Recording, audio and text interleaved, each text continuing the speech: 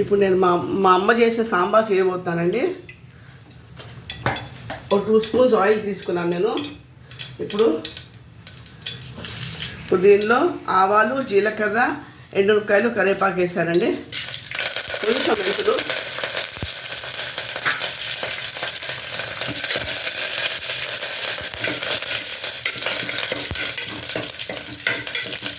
కొంచెం వేయాక ఇవి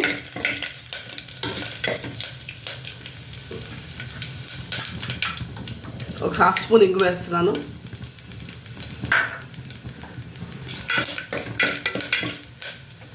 తర్వాత ఒక ఉల్లిపాయ, ఒక టమాటో, ఒక 2 పచ్చిమిరపకాయలు.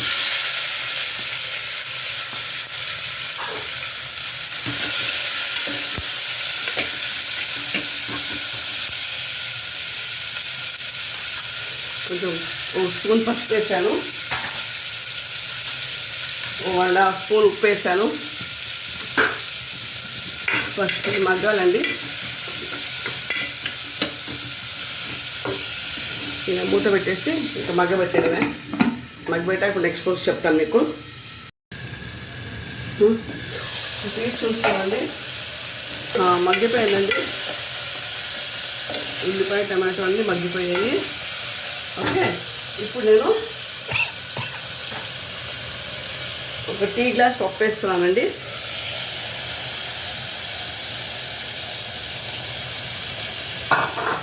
దీంట్లో ఒక కప్పు ములక్కాయలు వేస్తున్నాను. ఇలా నేను కారం వేయలే కదా, ఒక స్పూన్ కారం వేస్తున్నాను. తర్వాత ఒక 2 స్పూన్ సాంబార్ పొడి అండి. ఇది నేను మీకు డిస్క్రిప్షన్లో పెట్టాను నేను. ఇదేమో ఓ నిమ్మకాయ సైజ్ అంతా చింతపండు అంతే, పులుసు.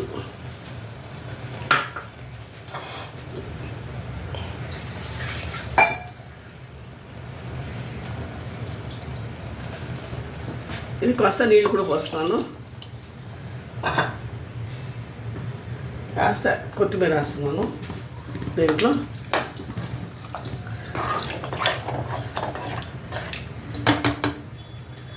కాస్త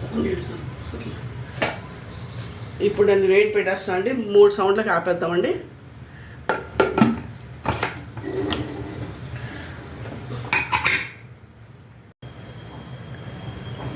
కుర్చీ ఏం దిగిపోయిందండి, మూవ్ చేస్తున్నాను.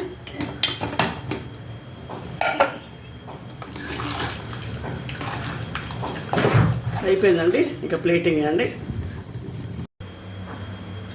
ఇది మా అమ్మ చేసే సాంబార్ అండి.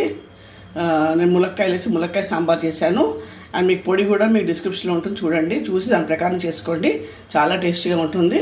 మీకు అన్నంలోకి, ఇడ్లీలోకి కూడా బాగుంటుందండి. ఓకేనా ఫ్రెండ్స్, మీరు అందరు బాగుంటారని తలుస్తాను. థ్యాంక్ యూ అండి. Please like, share and subscribe my channel.